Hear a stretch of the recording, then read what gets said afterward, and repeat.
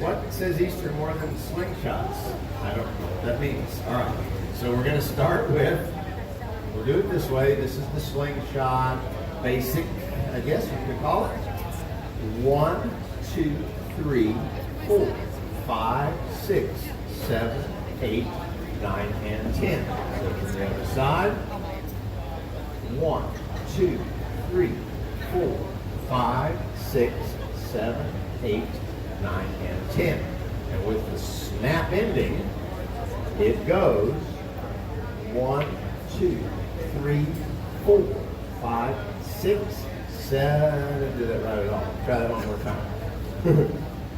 1, 2, 3, 4, 5, 6, 7, and 8. And that's my footwork. When I say 5, 6, she has it tripled, 5 and 6. So from the other side,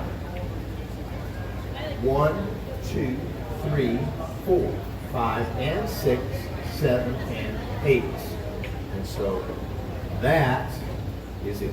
Thank you guys very much. And don't forget, we got a waltz workshop coming up Saturday, May 11th, 5 o'clock to 7 o'clock. My good friend Greg Trash will be here helping me with that.